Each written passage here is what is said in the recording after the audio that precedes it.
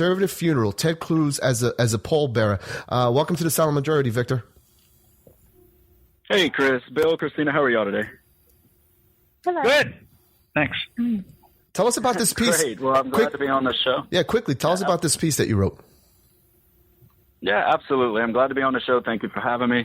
So the conservative funeral, Ted Cruz as the pallbearer, just basically outlines the perception many conservatives like myself have watching this primary election go on. On one hand, you have a candidate like Donald Trump, who, by all measures is a conservative/populist candidate, and I can go down the list. His stance on immigration, trade, infrastructure, his sense of strong leadership, it's generated one of the biggest debates in the conservative movement. And on one hand, there's a benefit to the scrap, between these Republican career politicians who call themselves conservatives and actual conservatism.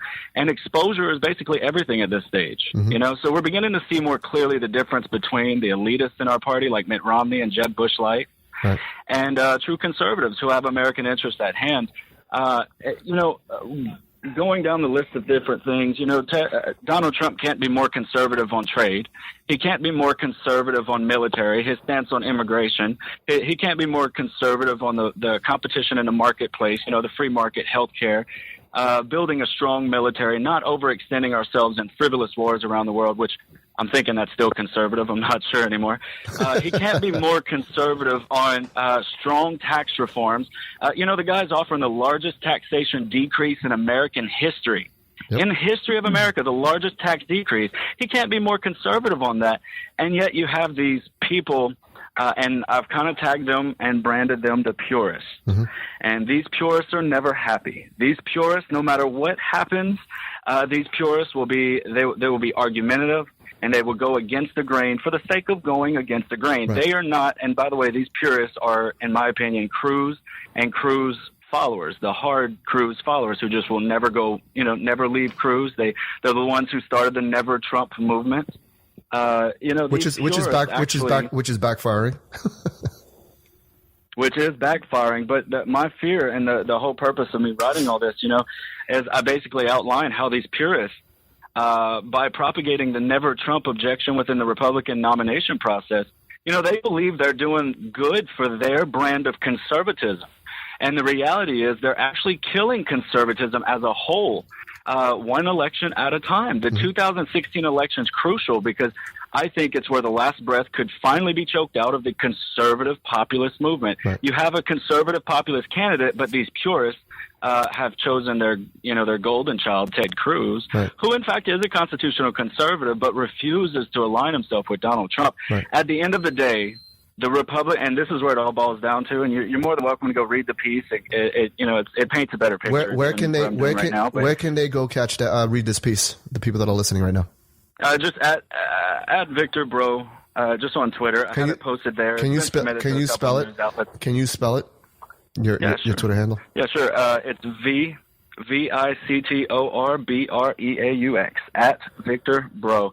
But one of the biggest things that concern me about these purists is if they successfully attach conservatism, the brand and the label of conservatism, to Ted Cruz, yet Ted Cruz is a losing candidate. Where does that leave conservatism at the end of this election? Albeit, I know Donald Trump is conservative, but these purists. Where does it leave it at the end of this election? Yeah, I hear it all the time on talk radio. People like, I have to stand by my values of conservatism, and I won't be able to vote for Trump. And in the long run, like you said, where is it going to leave the conservative movement? It's gonna, if we don't get someone in there that's going to protect our sovereignty, there will never be a conservative president ever.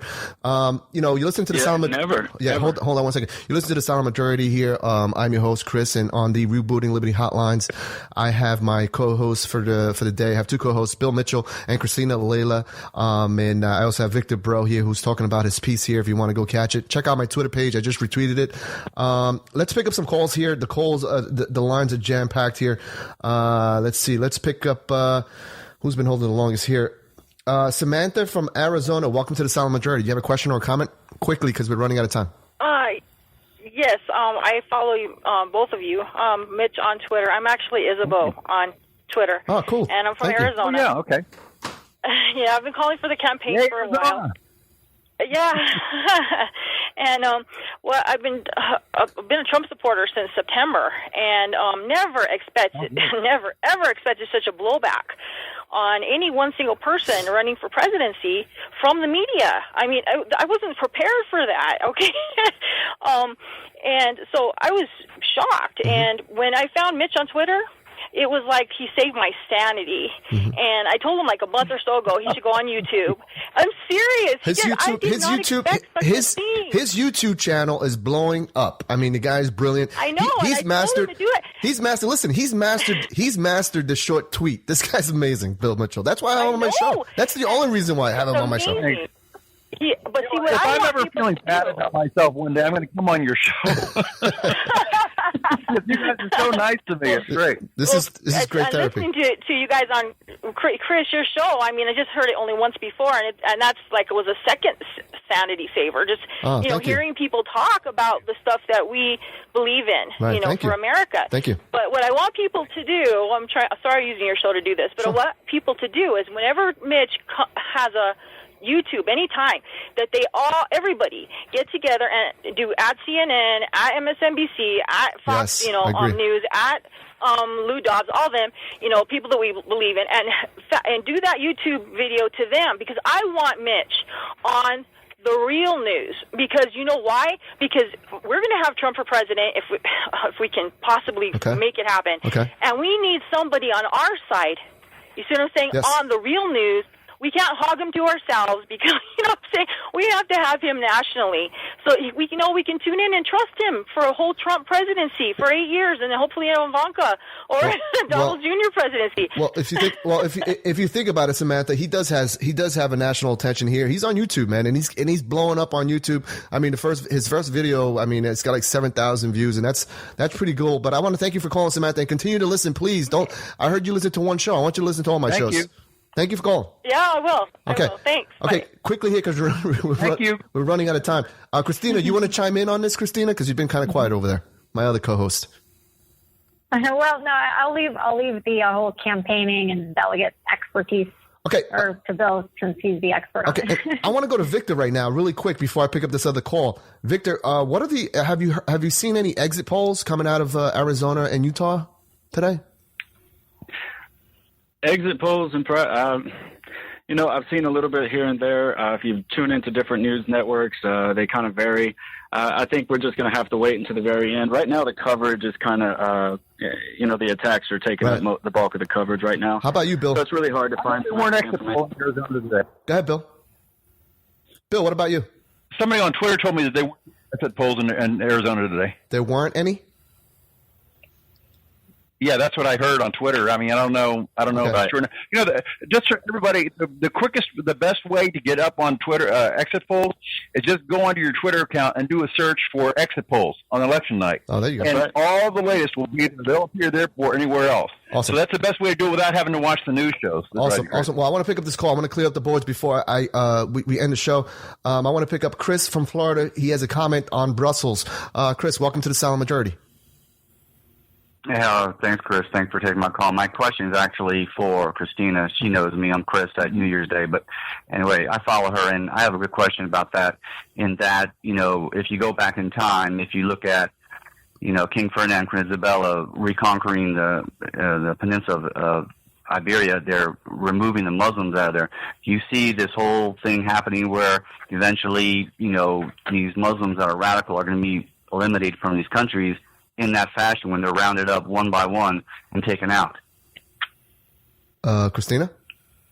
Oh, okay. Well, I mean, so what are you, what is your point? Are you suggesting, what are you No, I'm not suggesting anything. I'm thinking if there ever comes to a civil war or things of that nature, where these people would be rounded up, actually going house to house, picking these people up and taking them back to the Middle East.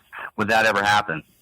Well, obviously that's not going to happen. But go ahead, Cris. Yeah, that's not going to happen in the United States. I mean, we have Muslims here who are American citizens, and rounding up American citizens isn't going to happen. I don't see it happening at all. I think number one. Yeah, I don't think it's going to happen on the right. Well, Cris. I agree. I don't think it's going to happen either. But what about Europe? Right. yeah, I mean, they're Europe is a different. Thank you, Chris. Thank you for the call. Europe is a different story because Europe. All these people, they're not really citizens if you think about it. They're migrants. Something has to be done at this point. Yeah. Do you think it's too late? Do you think it's too late to like he said, round these people up and kind of either send them back or place them in an area in their country, like Donald Trump suggested, a safe zone where they can live that's protected by and it has to be protected by the same people in that area, but the same Muslim countries. They should have some skin in the game here. What do you say about that? Absolutely. What we need to do, exactly. The migrants in Europe, they do need to be removed, right. And they need to be put into. I believe Donald Trump called them, safe zones or whatever. It would actually cost less money in the long run and would be safer for right. Everybody all around because they're not going to assimilate. Right. And it's just going to be more and more terrorist attacks moving forward if we don't do that. Right. I want to pick up this call. Victor, do you have a response to that, Victor? Victor Breaux? No, I'm actually just kind of... You're just listening? Okay. I'm actually just kind of pondering some election things, yeah. Okay, I want to pick up this call right now. My call screener says they can't hear the name, so the person from Louisiana... Welcome to the Silent Majority. HC, welcome to the Silent Majority.